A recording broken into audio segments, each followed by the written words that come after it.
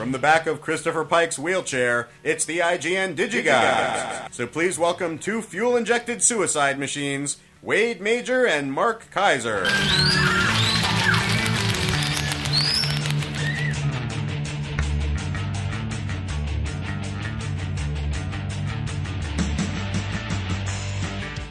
Suicide machine, maybe.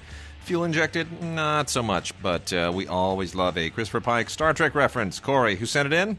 That was brought to you by longtime listener, first-time caller, Stuart Moncure. Awesome. Now, Wade, speaking of Star Trek, yeah, there is a Star Trek Into Darkness synopsis. Now, that's wonderful. Now, seriously, Paramount released a very brief. Now, did you not know that? I heard something. There is a although he's not named, there is a rumor that the main villain and that Benedict Cumberbatch plays is. Should I tell you who it is? Yeah. People think it is Gary Mitchell. It's Khan. No, Gary Mitchell. Gary Mitchell? From Where No Man Has Gone Before. Oh, really? Yes. Now, that's a little more interesting to me. Because, Wade, according to Paramount, yeah, when the crew of the Enterprise is called back home, they find an unstoppable force of terror from within their own organization has detonated the fleet. I don't know what that means. And blew it up. Am I supposed to eat this? Yeah, it's good. Okay. Plus, I'm trying to get rid of it. What am I eating? I made it like 2 weeks ago. Huh? What am I eating? What 2-week-old food are you shoveling down my gullet? I just ate a piece. It was good. It was in my freezer. It is an apricot-topped cake. Okay, fine. Get this out of the way, because we got DVDs to talk about and Blu-rays. Oh, what a good Blu-ray I'm looking at right now. Okay, when the crew of the Enterprise is called back home, they find an unstoppable force of terror from within their own organization has detonated the fleet and everything it stands for, leaving our world in a state of crisis. With a personal score to settle, Captain Kirk leads a manhunt to a war-zone world to capture a one-man weapon of mass destruction. As our heroes are propelled into an epic chess game of life and death, love will be challenged, friendships will be torn apart, and sacrifices must be made for the only family Kirk has left, his crew. That was terribly written. It's also terribly read by me, but it was terribly written. Mm-hmm. Anyway, so that's Star Trek 2. So very excited about that. Wade, come on, Star Trek 2. Although, you know what? This is good. Huh? This is very good. Thank you. Yeah. Thank you very much. Go to hell. Anyway. It's supposedly Gary Mitchell. One-man weapon of mass destruction. I think it's Gary Mitchell. I think that's the But then theoretically, this film would take place after Where No Man Has Gone Before. Well, there is nowhere. Well, yes. I mean, I guess in theory there is nowhere No Man's Gone Before because JJ's telling they screwed up the whole chronology so they could do whatever they want. And JJ's telling this is really just like an alternate thing. Yeah, whatever. Come on, don't be jealous. Jealousy is such a jealous word. Wade, also, can I tell you something? Yes. I was in New York. Yes. I saw 2 shows. What'd you see? For Thanksgiving, you saw 2 shows. Well, not on Thanksgiving, but I was there for Thanksgiving, sure. And I saw 2 shows. I saw... now, here's the thing. In 2005, and I promise we'll talk about DVDs. In 2005, and by the way, as I'm digressing big time, we got an email from a long-time listener, first-time caller, named Taryn Von Neeson. And by the way, Taryn Von Neeson, the subject line of her email to you and me was, I love Mark's baking. Sweet. I'm just saying. I'm glad someone does. I just wanted to offer a counter opinion to anyone obnoxious enough to write in and tell you what they want you to talk about. You guys always suggest so many great movie titles for me to check out, but this is the only movie review show where I also get ideas on what kind of snacks I can make to enjoy with the movies I watch. You see, she gets it. Tam gets it, and she's from Canada. Anyway, so in 2005, I saw Glenn Ross on Broadway, Alan Alda, and Liev Schreiber. Yes. I get to New York, seeing what's out there. What should I see? What should I drop $100 on for a ticket? Right. Glenn Ross, again, is on Broadway. I'm like, I can't spend $100 on this ticket. But, ladies and gentlemen, who is playing the Jack Lemmon role from the movie? What famous actor is playing the Jack Lemmon role from the movie, who you may recognize also from the movie? I'm going to go out of the way, and I'm going to say... Yes, Al Pacino. Okay. Al Pacino, come on. Al Pacino is starring in a revival of Glenn Ross in the you know what they should do? They should have a one-man show performance of Glenn Ross with Al Pacino playing all the parts. He could do it. You know what? At first I thought this is just another flamboyant, over the top, affected, ridiculous, ham sandwich I performance. can play all the parts. In the first scene of the show, he was great. He was just a guy sitting in a Chinese restaurant trying to convince somebody to do something. That was it. And I'm like, wow, Pacino's dialing it down. And then from then on, he was Pacino. The typical Pacino who just eats ham sandwiches and Shatners it up, and he was Pacino. But it was still a thrill. And then the other play I saw was there's a revival of Who's Afraid of Virginia Woolf on the anniversary of its original production. Nice. And it was amazing. Great. Also, one more thing. Yes. Because Taron Von Neeson has me going on baked goods now. Yep. Hostess is going out of business. We know. This is, Twinkies, what a Suzy tragedy. Q's. Yes, come on. How dare you? Okay. So if you're from the East, you know that Hostess owns Drake's Cakes. Yeah. Drake's Cakes, my favorite childhood cake. Funny Bones. Devil Dog. You heard of Devil Dogs? No. You haven't? No. Really? No. Funny Bones, Devil Dogs, Yodels. Okay.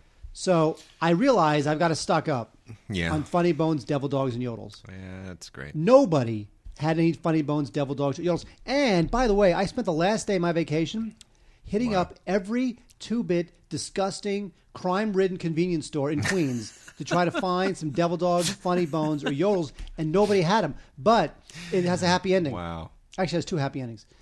One happy ending is that my cousin lives a couple miles away from a Hostess outlet store. Oh, jeez. So we went there. And raided the halls. No, they were out. Really? Out of all Drake's Cakes. No kidding. They said shipment coming in Saturday. Wow. Saturday, where was I? At the Hostess outlet store. I'm impressed. And I bought right now, which is in my refrigerator, 4 boxes of Yodels. And last night, because I'm pathetic and unmarried and not dating anybody, so I got nothing better to do. There's a website called like Drake's Cakes Online or something. I'm not plugging it. For all I know, they ripped me off. Okay. Drake's Cakes Online, and I bought 32 Funny Bones. Very good. So I'm hoping, because I paid for it with Eat them while you watch the movie Funny Bones. That's what you should do. That's terrible. Okay. Now, is there a movie called Yodel or Devil? There's probably a movie called Devil Dog. Yeah, I guess. Exactly. Well, three other things really quickly we should mention. We both saw Les Miserables. We saw did. It. We did see it. And I think we pretty much feel the same way about it, which is it's going to win every Oscar imaginable. It's going to sweep this year's Oscars. But I think we're both somewhat underwhelmed, aren't we? I am. Yeah. It's one of those movies where you understand it. On Broadway they have these tourist shows. Yeah. Which are shows that just the tourists see, and it's big and bloated and overblown and whatever. This is almost like a tourist movie. I hear you. It's a movie that it's 2.5 hours. It's pitched at 11 from an energy level right from the start. Oh yeah. And you can just imagine your middle-aged mother weeping uncontrollably at this film. But ultimately, I took my wife and mother-in-law, and my wife and I were both, okay. We have some reservations. My mother-in-law, honestly, you're talking about like a woman in her 70s who just who's studied opera, right? Who just lives for this kind of stuff. Oh my gosh, she soaked it up like a sponge. And people were just weeping left and right. I mean, by the way, Eva Marie Saint was at our screening, and I passed her on the way out, and she and her people, they were just loving it. Everyone's loving it. It's very old school. It's why it's going to win. Now, here's the thing. I am curious. Are we missing something? No, we're not missing anything. What we're missing is the fact that good movies are in such short supply that when something comes out that even kind of just tugs at the hem of what people think movies should be or what they used to be, everything just gets so it's like, wow, there it is, finally a taste of greatness once again. Silver Linings Playbook. I agree with you. Enough already. I like it, but it's not great. It's not brilliant. I haven't seen anything really brilliant yet. Anyway, and also we should make mention of the fact that the television movie that we cannot wait to get on DVD, Liz and Dick, with Lindsay Lohan playing Elizabeth Taylor, is turning into an instant camp classic. That thing is just through the roof. It has gotten the worst reviews of any filmed entertainment in decades. They must have known that. There's no way they could not watch that film and go, this thing sucks. Let's mommy dearest it up. They must know that. The review. If you read the review in the Hollywood Reporter, it is priceless. I know, that was funny. Priceless. I think, by the way, go on the Facebook page, Digigods Facebook page. Yeah. At facebook.com/ Digigods or something. I don't even know. We're so Facebook clueless. Just go to Facebook. We're there. Although I was on vacation for over a week, so I haven't been on for over a week, guys. Sorry. Yeah. You, Wade Major, no excuse. I know, no excuse. All right, let's get into some DVDs and stuff. We do DVDs on the show. Yes, we do. We do indeed. Kinda wondering. We do indeed. And I'm thinking next week we're gonna knock out our holiday show. I'm waiting for you. It's No, fine. I've nailed down all the goodies, all the essentials. I think there may be a few things that trickle in afterwards, but they're just going to have to get covered on subsequent shows. But for starters, this week, and by the way, people, send us emails and send us more Vox boxes. We're out of Vox boxes. We are got out of more. Vox boxes. We need more Vox boxes. We want to hear you talk. Send us. No, send they us want to hear fun my. stuff. They want to hear me sing the theme song. You want to hear Mark sing the theme That's song. actually the reason why no one's sending any in. So email all that good stuff to us at gods@digigods.com, gods@digigods.com. And we have got a bunch of docs to make some recommendations on just right out of the gate this week. The first one is Payback, which is from Zeitgeist. Some debts can't be paid with money. This is based on a book by Margaret Atwood, who wrote the book Payback, Debt, and the Shadow Side of Wealth. This is an incredibly timely documentary. If you're familiar with the Margaret Atwood book, it's really all just about the whole concept of debt, and not just debt in terms of, oh crap, I charged up too much on my credit card.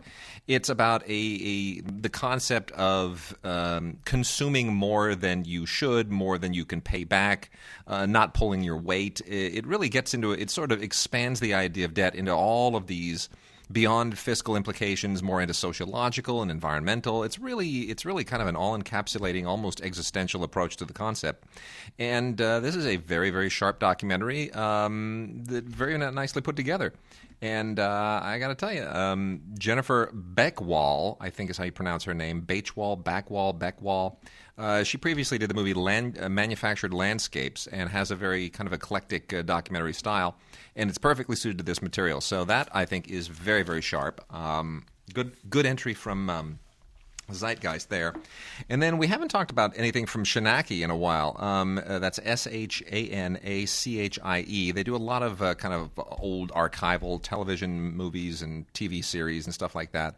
Kind of a nostalgia label, but they have a terrific 4-disc set here that comes in a Digipatch packaging. 13 one-hour shows and 4 DVDs, Nazi Collaborators.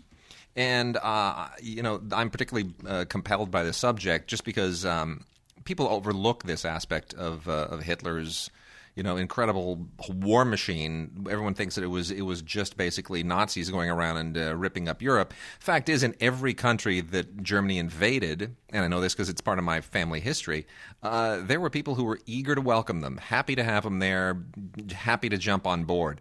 And the 13 episodes here get really deeply into this. The collaborators in Poland, in France, where this is still a really, really touchy subject, in Latvia, in Belgium, Croatia. Even talks about the IRA, the Irish, who obviously for reasons of having mutual hatred of the English wanted to jump on board. There was even the Grand Mufti in Jerusalem. There were Jews in Germany, believe it or not, who collaborated with Hitler. There were the Dutch. There were the Greeks. Really extraordinary. Just a very depressing history, but it fills in a lot of essential blanks that don't often get talked about. So bravo to them for bringing that out. Nina Conti is Mark. You a Nina Conti fan by chance? Oh yeah, she's related to Bill Conti, the exactly. composer of the Rocky theme. That's what I thought. Nina Conti's a puppeteer, and this is basically is called Nina Conti, Her Master's Voice, and the Legacy of 6 Bereaved Puppets. This is, I know, right? Is that also the Elmo story with Kevin Clash? Well, this is an interesting kind of melancholic journey that she takes to where the puppets whose masters, whose original ventriloquists are dead, so the puppets are dead, right? Nobody ever talked, Charlie McCarthy, for all intents and purposes, gone, right? He died with Edgar Bergen, so did Mortimer Snerd. So anyway, this is basically a tribute to all of the dead puppets of dead ventriloquists, including her lover and mentor, Ken Campbell, who is some kind of legend that I'd never heard of. But, the fact that this is a film with Nina Conti, starring Nina Conti, effectively directed and produced by Nina Conti, in a very kind of eclectic, unusual way, it's a great look at ventriloquism from almost like a I don't know, almost a spiritual standpoint. It's only an hour long, and it's a really interesting release from Virgil Films. If you're not into ventriloquism, I'm not sure it's going to have a lot of meaning for you. If you don't know the people involved, I don't know how much connection you'll have to it, but it's really pretty interesting. As anybody who knows me knows, I have been a longtime admirer of Aung San Suu Kyi, and the fact that she is finally effectively free, and the country is seemingly turning the corner from military dictatorship, although I think a lot of us are a little bit skeptical that that's really happening. It's great that there are so many documentaries coming out that she's meeting with world leaders and she can travel again, and this is a great film called They Call It Myanmar, Lifting the Curtain. And, of course, Myanmar is not the real name of the country. It's what the military rulers want you to call it, but They Call It Myanmar is certainly a tongue-in-cheek reference to the fact that it's really Burma. They call it Myanmar, but it's really Burma. Well, That's when Obama came to visit... Yeah, just recently. But the thing is that he didn't call it Burma.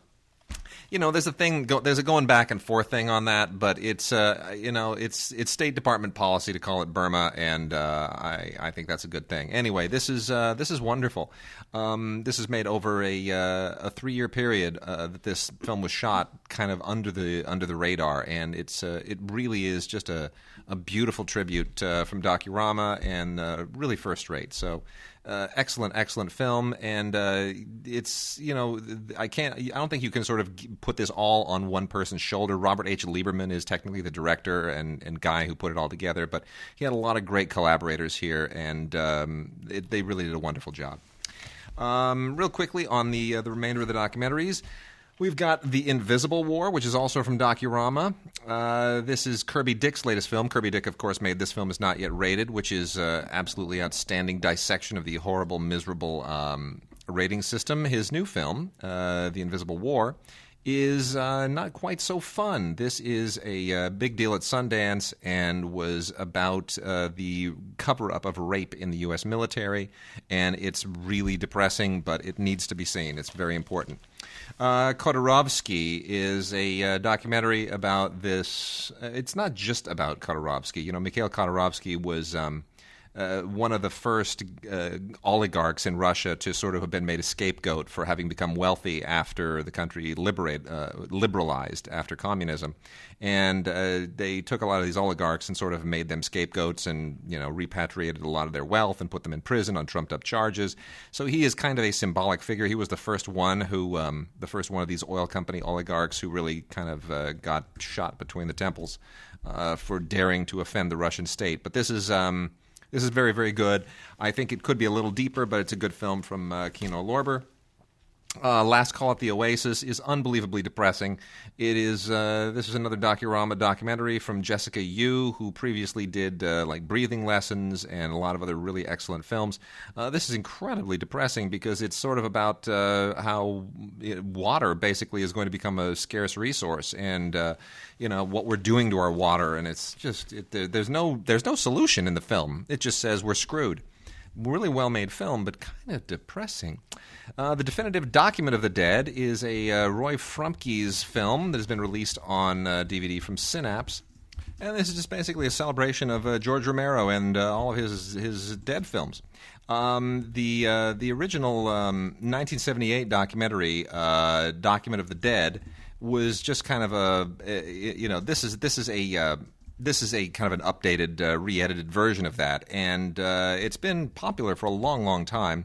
And it's got a lot of great classic footage in it, and it's a must for any fan. Last couple of titles here before we get into some the important stuff. Mark, we've got Half the Sky, which is also based on a book. If you are a diehard feminist, either a man or a woman, you will, I think, really respond to this. This is based in the book Half the Sky, Turning Oppression into Opportunity for Women Worldwide. And it's just a wonderful look at how the patriarchal structure all around the world is sort of disintegrating, and women are able to finally assert themselves in places that you would think culturally that was never possible before. And then last couple, we've also got Minds in the Water, which is a 5 years in the making look at the protecting of the dolphins. And it comes in eco packaging, and it's about this guy's journey from apathy to activist. If you love dolphins, you'll love the movie. If you're not so fond of dolphins, if you prefer your tuna with lots of fleshy chunks of dolphin meat, then you probably won't want to watch it. And then lastly, another terrific documentary from Virgil, High Ground. This is really, really inspiring, and one of those documentaries that you just, it's going to bring a tear to your eye. It's not deep, it's not heavy, but it's a human story directed by Michael Brown, which is about 11 U.S. veterans from Iraq and Afghanistan, all of them wounded in war, all of them Purple Heart recipients, who joined this expedition to climb the Himalayan mountain, Mount Labouche. I kind of wish it had been Everest because it would have been just the perfect epic, but doesn't matter. It's just wonderful. It's all about challenges in life and overcoming challenges and proving things to yourself and camaraderie, and it's just absolutely wonderful. 97 minutes long, has a great commentary, and there's a trailer here, an audience reaction trailer that's almost a little bit pushing too many buttons, but nonetheless, this is a really deeply inspiring film, wonderfully put together, and terrific story. It's about overcoming adversity. If you see this, you have no business ever whining ever again. Wade, the only adversity I face is looking at you every week to do this podcast. Damn straight.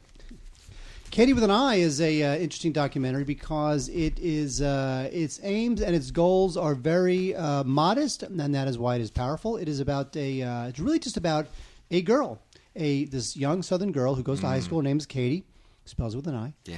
And it's all about that transition time between kind of young adulthood and adulthood, where she's hanging out with her friends at the swimming pool and the arcade or whatever, or singing with the Glee Club, and they're at her church, and then she just has a relationship with the older boy, and it's sort of her first foray into adult relationships.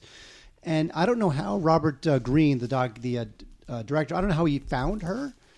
But I got to tell you, it's interesting stuff because it is it's one of those movies that I like where it takes a very specific story to address universal themes of growing up. Very nice. And Katie with an Eye from the good folks at Icarus Films, it's good stuff. Katie with an Eye. Very also, nice. Paul McCartney, who at this point, I don't know how old Paul McCartney is, but he's not getting any younger. 96. Isn't that amazing? Interesting. By the way, speaking of old people, Bob Dole's in the hospital. Looks like he's on his last legs. He's like 96. Can you believe that? Well, Bob Dole was in the hospital. Bob Dole, he's got to worry about Bob Dole. That was always the funny thing to me is Bob Dole and Michael Jordan, the only two people who ever spoke of themselves in the first person. It's very strange. Paul McCartney from Capitol Studios Hollywood Live Kisses is I really like the packaging on this. It's kind of like the book packaging that sometimes Universal's been doing. Yeah, that's terrific. I really like that. I thought they did a great job with that. The only other thing is you might not realize there's a DVD in there. Exactly. But it is really nice. It's not just a DVD. Oh no. The documentary chronicles this one night. Yeah. It was in February when McCartney went to Capitol Studios and he recorded some original songs. Also some standards he sang, and he's there with Dana Krall and Stevie Wonder and Eric Clapton, and it's great. It's great. It's just one man in the studio singing standards, Bye Bye Blackbird and My Valentine and Always and Accentuate the Positive. It's really just great stuff. So, Paul McCartney Live Kisses from Capitol Studios Hollywood is a kind of a bit of a must, at least a must rent. Yep. If you're of that age. I agree. Good packaging, good DVD, historic evening, love Stevie Wonder. Here's the thing with Stevie Wonder. In the 70s, Stevie Wonder, songs in the key of life, these songs are like iconic. They're amazing. Yeah. And I don't know why Stevie Wonder has not spent the last 25 years making, except for I Just Called to Say I Love You. When was the last time you'd heard of a Stevie Wonder song other than Songs in the Key of Life? That album. I did. It's just weird. Yeah, I know. I mean, it's not like he's a one-hit wonder. He's Stevie Wonder. I know. And I don't know why through most of the 90s, definitely all the aughts, and now, Stevie Wonder, why aren't you making 16 great albums? The aughts? Yes, you're Stevie Wonder. The aughts? Is that what we call the last decade? Some people do. The aughts? Some people do. I haven't heard that yet. Yes, you have. So the 50s, 60s, 70s, 80s, 90s, and aughts? They had the same problem in the 1900s, too. The aughts? I've never even heard of that. Yes, you have. No. I haven't even referred the last decade. I've just referred to it as the lost decade because it's filled with crap music, crap movies, crap TV. It's just the crap decade. Oh my The aughts? I'd never heard that before. All right, fine. No, fair enough. I'll buy into that. Lying. All right, so finally, lastly, on this tack. Well, yeah. Let's finish the music. Yeah. Oh, this is the music. This is a baseball. Yeah, do the baseball. Let's finish music, and then we'll dive into the movies. Those guys at MLB Network and A&E, they really crank this stuff out. The Giants just won the World Series not about a month ago or whatnot, and they swept the Detroit Tigers. And MLB now has 2012 World Series champions, official 2012 World Series film. Does he have a name? I guess it's called World Series 2012. That's it. It really is. It's called World Series 2012. Yeah. It's just all about the Giants winning the World Series. And, it's a great story. They moved out from L.A. in the 50s, and for 50 years, they didn't win a World Series. They won it a couple of years ago, and now they won it last month. So the Giants are a great team. Pablo Sandoval, he hit 3 home runs in Game 1, which only a couple of people have ever done, including Babe Ruth. So he made history there. And, for a 4-game series, it really was kind of exciting. It really was pretty good. Yeah. So if you're a Giants fan, you're going to want this. If you're not a Giants fan, you're going to want to use it as a coaster. Groovy. A couple of music things still to finish off. 3 right here. This one is from Music Video. It's Ike and Tina on the Road, 1971 to 1972, by Nadia and Bob Gruen. If you don't know who Nadia and Bob Gruen were, they were a husband and wife team. Bob Gruen is a rock photographer who's taken more photographs and video than anybody has any business even imagining. He's just a real legend, and documented a lot of stuff in the 70s. And he spent about 2 years hanging out with Ike and Tina on the road, and got a lot of great footage of them performing and rehearsing, and laid back and formal and all the rest of it. And this is just all that really cool footage put together, and you get to experience Ike and Tina in all their glory. It's not really, what's love got to do with it? You don't see Ike taking a baseball bat to Tina's head or anything. You don't see the ugly side of it, but it's pretty good. You get some great performances here too. Proud Mary just never ever gets old. Pick Me Up, really good. Oh Devil, A Love Like Yours, Under the Weather, all pretty good. All really good stuff. So that's worthwhile. And Doobie Brothers, Let the Music Play. Story of the Doobie Brothers. This is on Blu-ray from Eagle, and I'm mixed on the Doobie Brothers. I'm kind of a fan until... I used to love them. I like all their stuff pre-Michael McDonald, and then once he shows up and, I'm gonna be there, and does his little piano thing, and they just kind of lost their groove a little bit with him. It became like just another 80s act. But Yamo Be There. Anyway, yeah, that doesn't hold up at all. Although, although the Doobie Brothers' Greatest Hits, that album, that was a phenomenon.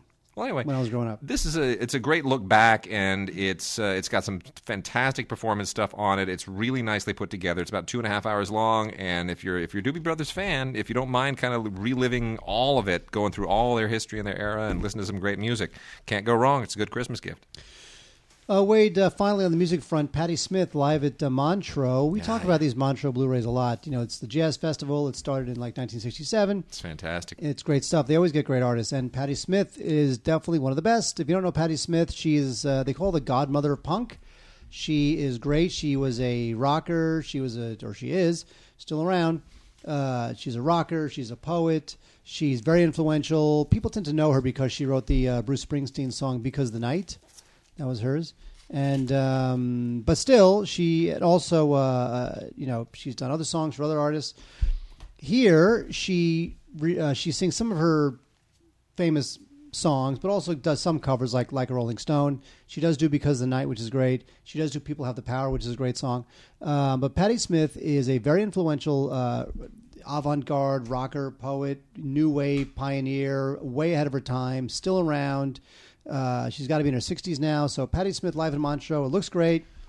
And you got to check this thing out. It's from 2005, so it's a bit old. So it doesn't look as totally high def and beautiful and pristine as some of the other newer live at Montreux Blu-rays. But still, this is good stuff. All right, we're going to get into the movies now.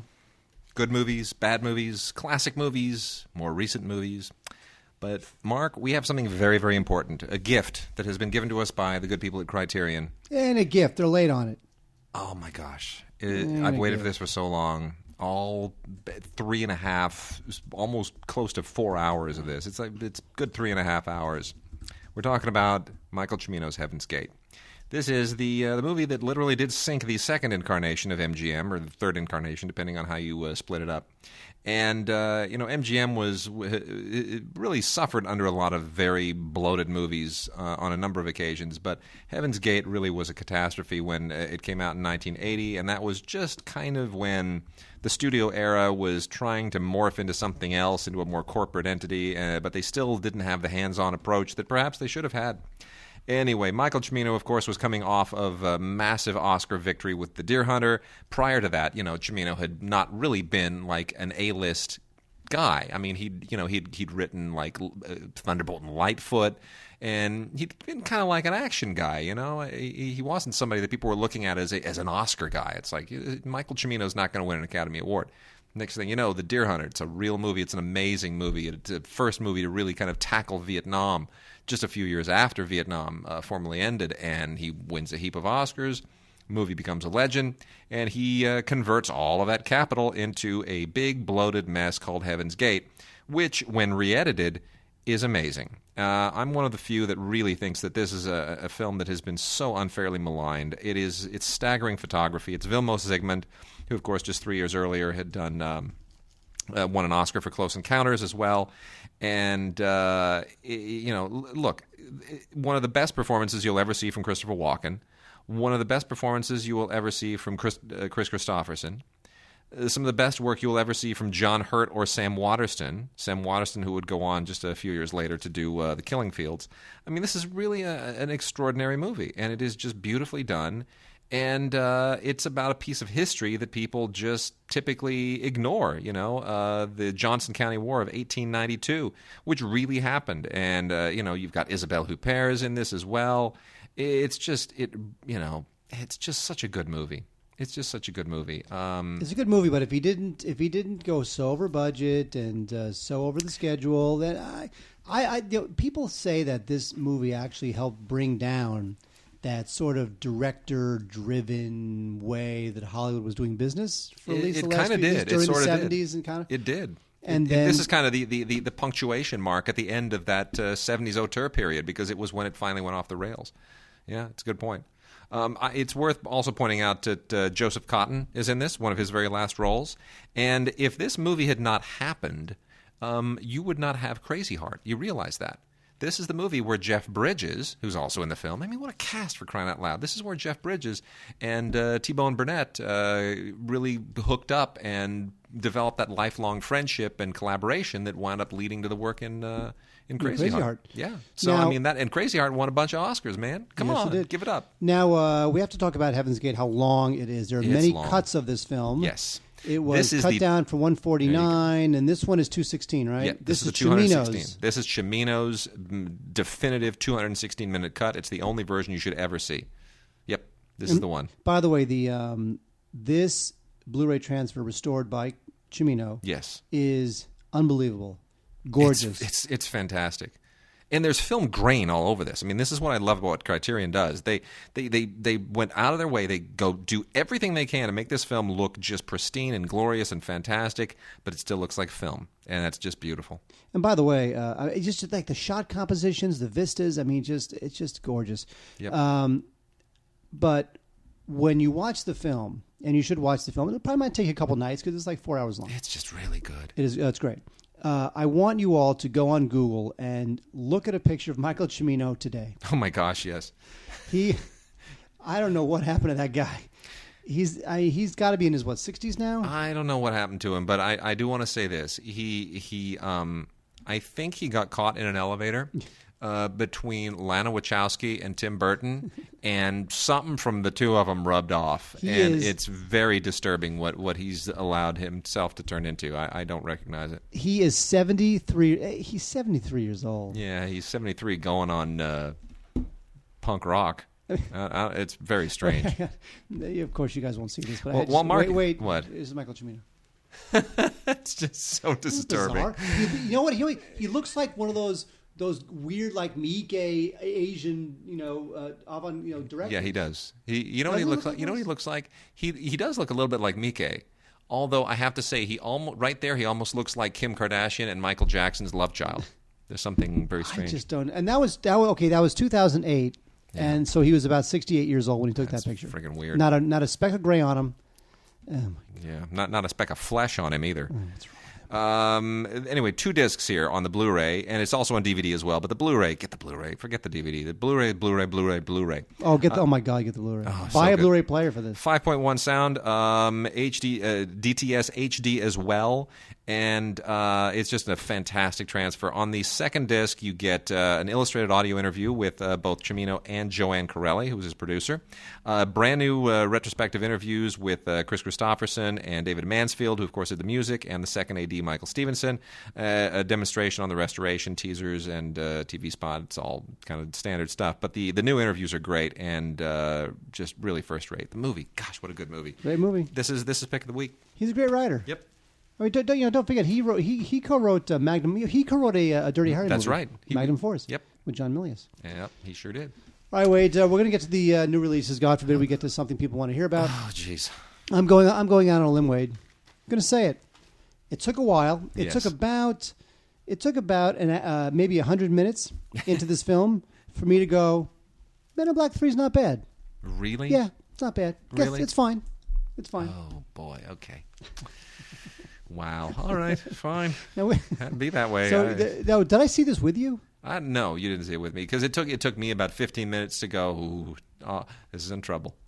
This is in trouble. This is $200 million that somebody they just took it. They took $200 million and they just very nicely made a little pile of it and poured gasoline on it and just set it on fire. They just said, we don't really want $200 million and we're just going to burn it into just ashes and let it blow away. But you know what? That's the businessman. For the average Joe in Biloxi, Mississippi, watching this film. The average Joe. The average Joe watched the original Men in Black. Forget about 2 and 3. Well, forget about 2. I guarantee you that much. You know what? I'll tell you something. If this film was Men in Black 2, it would not have taken 10 years to come up with Men in Black 3. Probably true. So I don't think this is that bad. I really don't. I know what's his name? Josh Brolin is great. Oh, he's terrific. He's really terrific as a young Tommy Lee Jones. It's the whole kind of wraparound Back to the Future narrative that they imposed on this thing, and a lot of it has to do with the fact that they went with a whole new set of writers who are not connected to the original concept, and it's not good. Original schmiginal. What does that have to do with anything? I don't know. It did not work. Did not work for me. Well, this is a good looking movie. It's good looking. It's a good looking Blu-ray. It's a fabulous looking Blu-ray. But, well, Wade, as you know, Wade, it's in 3D, and that's really all that matters. That's a big problem too. Exactly. Anyway, this is I love these Sony Blu-ray transfers. This thing looks great. It sounds great. It's got a great DTS HD Master Audio 5.1 lossless track, which is great. All the Blu-rays have these great lossless tracks. The extras are kind of they're okay. There's a lot of them, but not a lot of them are very good. There's a gag reel. There's a making of, which is all right. It's about 25 minutes. And there's a stupid game like Spot the Alien game. It's just lame. I don't know what that was about. Anyway, so it's really not that bad. You know what? It's a good rental. You know what? It's okay. Don't buy it, but it's a good rental. Thank you. Oh, you're all right. I'm putting it out there. And this is always fun. I love it when they come out with these. This is Elvira's movie Macabre, the mega movie marathon. Did I just say that? Dud. I must have. Elvira's movie Macabre has been releasing little bits here and there of her movie. Well, her hosting of the movie Macabre movies on television, where basically you come back to her between the episodes and the commercial breaks, and she makes fun of them.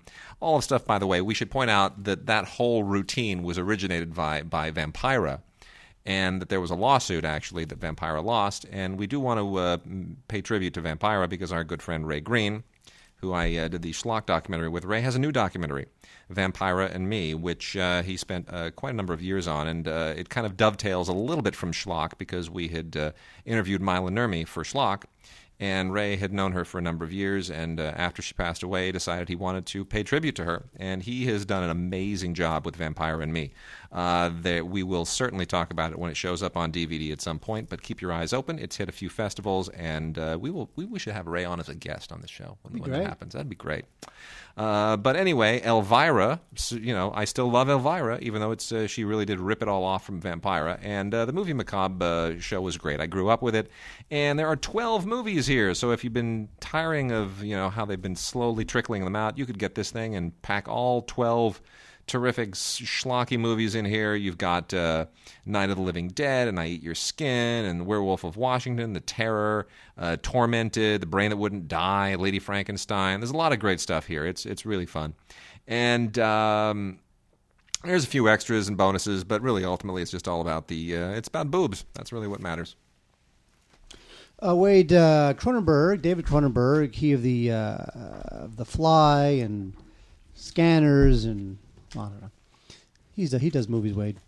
He does crazy movies. I know, but he's kind of fallen off the road. Well, the Rob Pattinson thing was a very strange movie. Did you see the Rob Cosmopolis? Pattinson? Yeah, did you I'm see waiting that? for the screener. Okay. Yeah. It's not much. And although Pattinson's perfect in it because he's just such a cold, lifeless actor that he's great for it. But a little scene Cronenberg film is a thing called eXistenZ, which has a great cast. Even though it kind of died, it's from '99. Well, here let me just jump in here for a moment, because one reason that this died was because we get all these zeitgeist moments where there's like a bunch of Vietnam movies coming out at the same time, or there's a bunch of body switching movies that all come out at the same time. We talked about this last week. Yes, we did. But this is on Blu-ray. Oh. We didn't talk about the Blu-ray last week. I want to make a quick mention of the Blu-ray because we talked about the DVD, didn't see the Blu-ray, so I just want to make note of that. So anyway, carry on. We'll get to that in a second. No, you were going to say your thing. Well, I was going to say the eXistenZ came out in a moment when there were a bunch of movies that were all about is it real or is it not?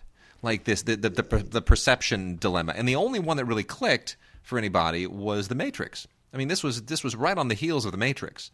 And I think because The Matrix kind of resonated with people, there were like two or three other films that were kind of playing with that as well. I think Open Your Eyes, I know, which was remade as Vanilla Sky, that was around the same time as well. Yeah.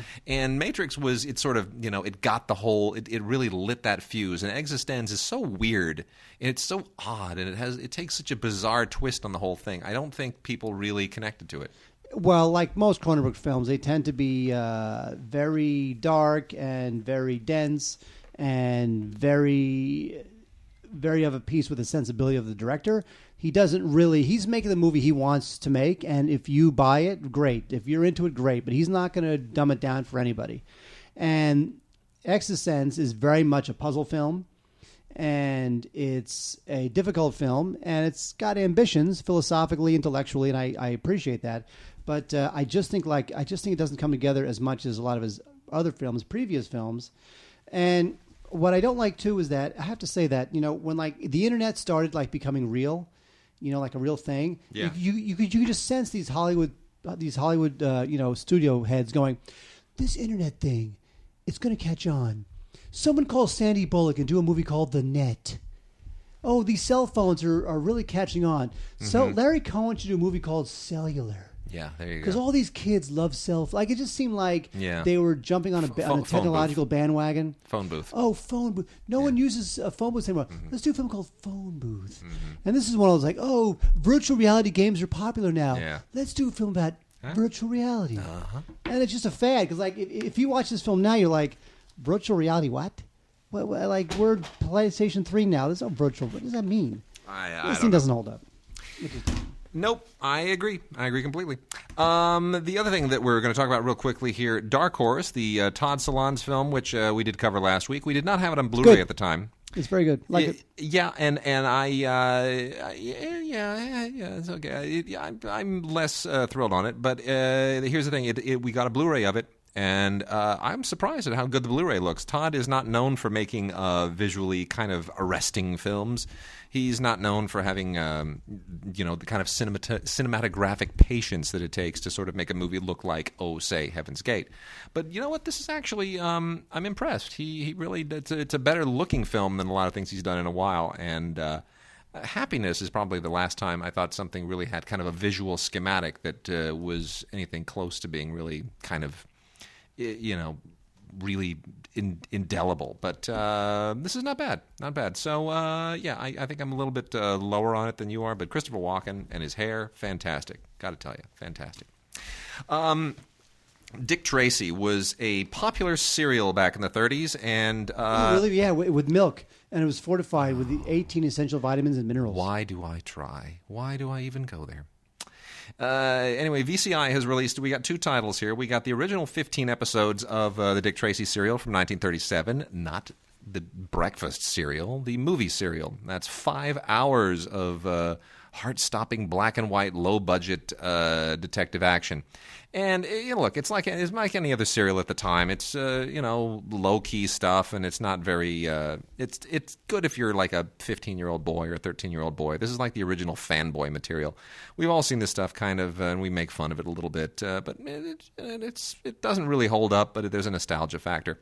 And then, if you really want to pile it on, there is the complete serial collection, which is 60 episodes on 8 DVDs, including the 15 episodes that I mentioned that are available separately. But this includes not only those 15, all 5 hours of that 1937 serial. This also includes Dick Tracy Returns, which is, like almost 5 hours worth of material, and another almost 5 hours worth of material in Dick Tracy's G-Men, and then another almost 5 hours of material in Dick Tracy versus Crime, Inc. So all in, you've got probably somewhere on the order of 17 or 18 hours of material that will... You've got to be a pretty diehard fan. You really do, because this is the complete serial collection of Dick Tracy. And if you're sort of hemming and hawing, you're not the audience for this. And Dick Tracy's having a moment. The Warren Beatty film is going to be out soon. Coming out soon, long awaited on Blu-ray. And then we've also got Lawless. Mark, this was. Did you see Lawless? Indeed, I did.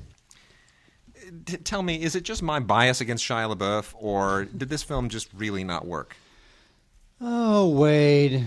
It's one of those films. Here's the thing. It was directed by a guy named John Hillcoat, and John Hillcoat I like, by the way. directed 2 films previous to this, really. He directed The Proposition, and The which Road. was great, and The Road, which to me was a misfire. It's a misfire, but it's a well-done misfire Yes. in many places. So I wasn't sure which was the real Hillcoat, and I thought Lawless would answer that for us. The problem with the movie, and there's a bunch of them, is that it's almost like he's trying to do The Proposition as a mainstream studio film. Yeah. And the two don't really necessarily work. And I think that when it comes to LaBeouf, I got to say, I've seen him be a lot worse than this. I think he's really... we're talking Gary Oldman, Tom Hardy, and Guy Pearce, Jessica Chastain. These are very intense actors, and I think he really does rise to the occasion as best as he can. Here are the problems with it. And for those who don't know, this takes place during the Prohibition era in Virginia, and it deals with 2 brothers, well, 3 brothers, but primarily focuses on 2 of the brothers, played by Shia LaBeouf and Tom Hardy, who, of course, was Bane recently in the Dark Knight Rises. Shia LaBeouf is kind of the more, he's the less thuggish. He wants to be he's a little bit more of a wimp, and Tom Hardy's the brute. Puts on this really great Virginia accent, and they're bootleggers, they're moonshiners, and then of course you have Guy Pearce, who shows up with just like the freakiest hairdo and eyebrows and kind of like some prosthetic teeth. I think he's the government guy who wants in on the whole corrupt scam, and he wants to kind of pull off like a protection racket arrangement where he wants a cut of their bootlegging, or else he's going to bring the heavy hand of the government, of the feds, down on him. We've seen all this stuff before. We've seen it done better than this. We've seen Miller's Crossing, and we've seen the Godfather films. We've seen gangster films and Prohibition era films ad nauseum. We've seen Al Capone in a million different films, and I don't know that the material is new. I don't know that the treatment is all that fresh. My biggest problem is probably that they shot this with the Arri Alexa camera in a raw digital video format, and I've seen some other films that were shot with the Alexa and raw since, including the new Star Wars? Skyfall, the new Bond film, which is gorgeous, by the way. What Roger Deakins does there is extraordinary, but it's a different codec from what was used here, and I just don't like how this film looks. It's not dusty enough. It's too sharp. I don't know what they did, but it just doesn't have the look that you have, again, in Heaven's Gate. I felt like this should look like Heaven's Gate. And the fact that they're both out right now, people can compare this. You look at Heaven's Gate and you're like, wow, that's the way to really recreate a period. It's dusty and it's dirty and it really looks, lived in. It has a lived-in look. And here, it's like somebody's putting on a show, and it never really sucked me in. So I respect Hillcoat as a director. I think there's a lot of very well-crafted stuff here. I think Jessica Chastain is outstanding. I cannot wait to see her in Zero Dark 30. But it just, I don't know, it just misses a beat for me. So anyway, but if you don't mind how kind of phony it looks, it's a good-looking Blu-ray DVD digital copy combo. And, based on a true story, well, big deal. Everybody's life is a true story. It doesn't make for a good movie, necessarily. Ooh, bam. Zam. Right? Fuh. Right. Blah. There's a movie called The Apparition. And I'm going to tell you the tagline for The Apparition. And you're going to say, you know what? I'm either going to like this film or I'm not. You ready? Yeah. Once you believe, you die. You die. Okay. Anyway, wow.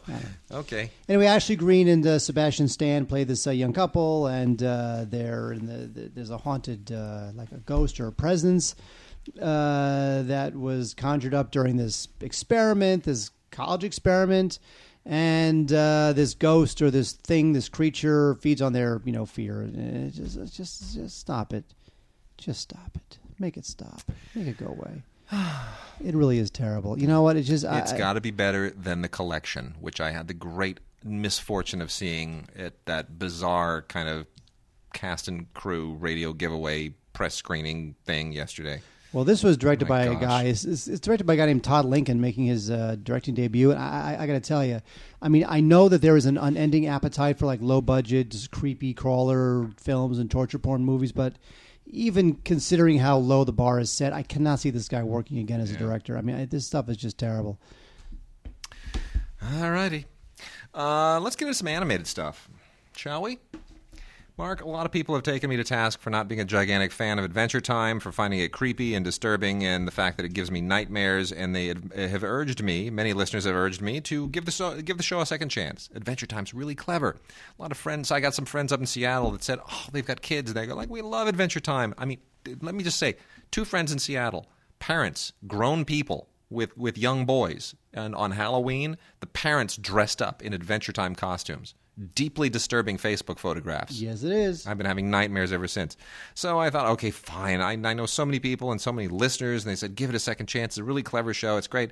And I watched it, and about 10 minutes in, I was screaming. It creeps me out. I break out in hives and shingles all over my body. It's a violent reaction. I can't deal with it. And this is what's so deeply disturbing. What I have in front of me is Jake versus Me-Mow.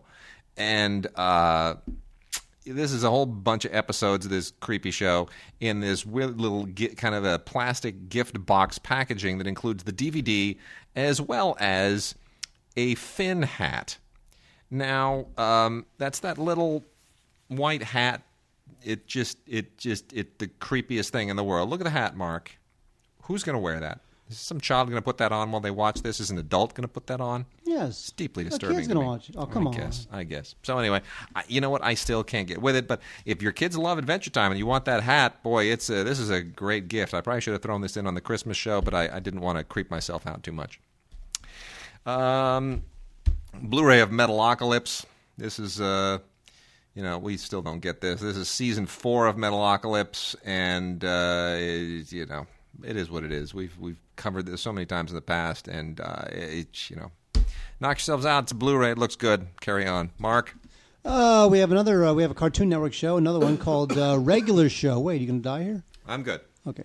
Damn. We got my plan almost came to fruition.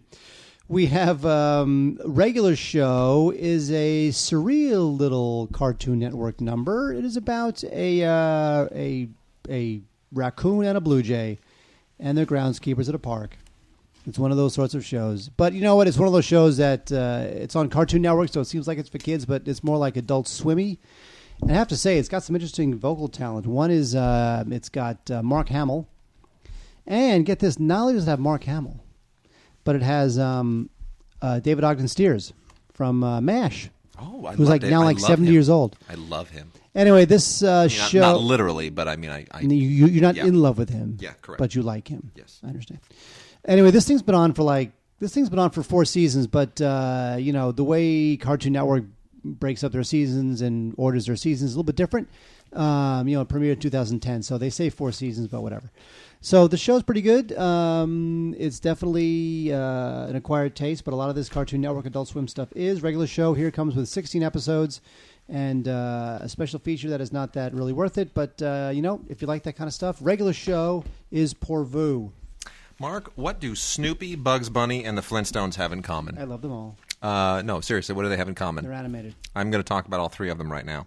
So they're not animated? No, they're animated. And you're going to talk about And it. So they have 2 things in common. Thank you. Thank you for being a stickler. I appreciate that.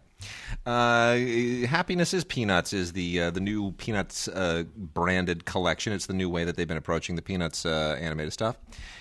Go Snoopy Go basically includes It's Spring Training Charlie Brown along with 5 episodes from the Charlie Brown and Snoopy show for a whopping total of 46 minutes of Charlie Brown and Snoopy mediocrity. It is not great, but it's fine. It's adequate. If it sort of fills in the blanks between the really classic stuff. Much better is Bugs Bunny Superstar from the Warner Archive collection. Bugs Bunny Superstar is probably one of the smarter. They've done a number of these kind of feature-length tributes to the Looney Tunes legacy, and this one is one of the better ones. I got to tell you, this really this is 90 minutes of just sheer, absolute Looney Tunes joy. And it gives you this. It's just fabulous. It's great. Can't get any better than that. And I'm just so glad this is finally out. I wish it were on Blu-ray. But anyway, it's a manufacturer-on-demand title from the Warner Archive collection. Who, by the way, we should also point out, Blu-rays, Warner Archive, doing Blu-rays now. I know, we talked about that. It's cool. I know. We got to remind people, keep an eye out. We're going to cover them as much as we can, but that's just such a great thing. And then also from the Warner Archive collection, their Hanna-Barbera Classic Collection line, it's kind of like a line within a line, is the Flintstones Prime Time Specials Collection Volume 1, which includes the Flintstones Meet Rockula and Frankenstone and Flintstones Little Big League. People forget that there were these primetime specials for the Flintstones, and they're great. They're terrific. This is just fantastic. So a lot of fun here if you're a Flintstones fan. This helps complete the legacy. And I got to tell you, Flintstones meeting Rockula and Frankenstone, I like Rockula much better than Count Chocula. Much better. I love the Flintstones. Seth MacFarlane was supposed to redo the Flintstones. He's supposed to do a I'm not so reboot. sure. Yeah, you know what? He's very respectful of that stuff. Did you see any of the Mockingbird 1313 Mockingbird Lane reboot of the Munsters? No, I did not. How bad is it? I refuse to watch it. I'm a purist, man. Well, you know what? It didn't get picked up. So what they did was they decided to air it as a TV movie. Maybe hoping it would become a backdoor pilot. No, I don't. That's not right. No, I agree. Do that. What is right, Wade, is the good folks at Leica Studios. These are the guys who did Coraline, and I love the look of Coraline. I love the character of Coraline. I don't know if I love the movie all that much, but these guys are back with Paranorman, and Paranorman is terrific. Very surprising. It's stop motion, but it's great. It is surprisingly, scary for what it is. I got to say, it's not bad. So I like the fact that it's equal parts kind of like old school, but yet it's got the, it's definitely, got some adult, modern, contemporary, jokes for the kids. Definitely doesn't pander. It's good. It's colorful stuff. I really liked it, and I got to say, Paranorman is a good movie. It's some of the visuals. So you're telling me I need to watch it now? Yeah, some of the visuals here are pretty beautiful. So, cool. So you mean that when a certain colleague of ours from LAFCA, I think it was Tim Grierson, just a few hours ago, fired off an email praising Paranorman, saying we should consider this as best animated film of the year. Well, look, he was not kidding. What?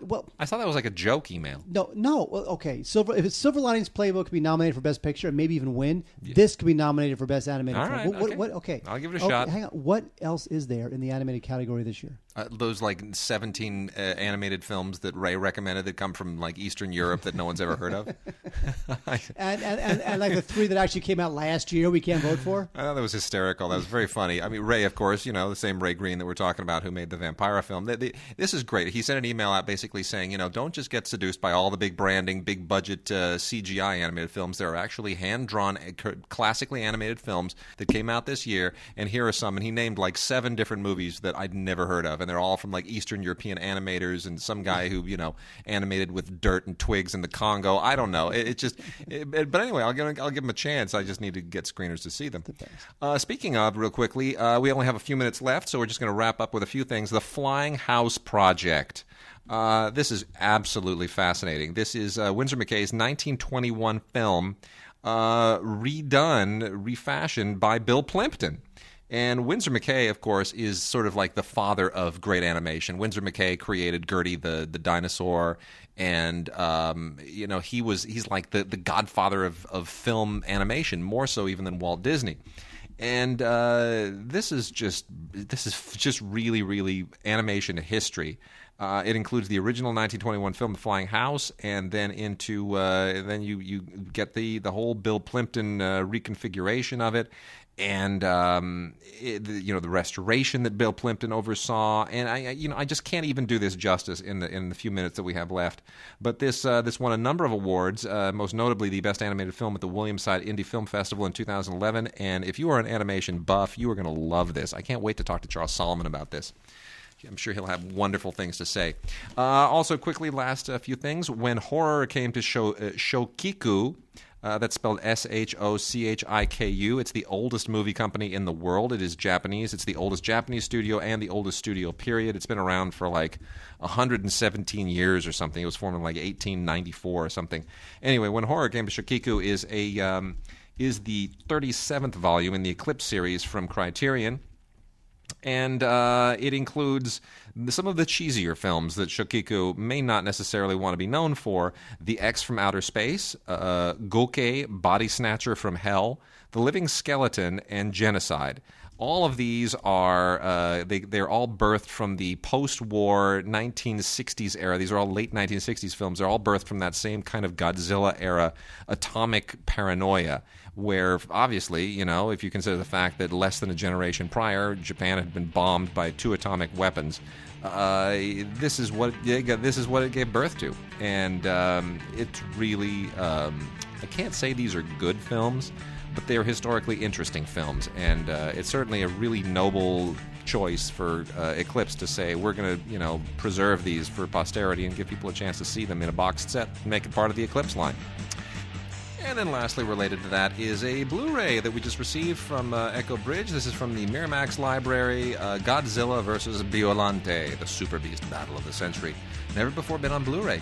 I'm not sure that it really should be on Blu-ray or on DVD. I'd kind of like to bury this. This is a 1992 Godzilla film that just does not hold up with the original Godzilla films, but they just can't let this thing go.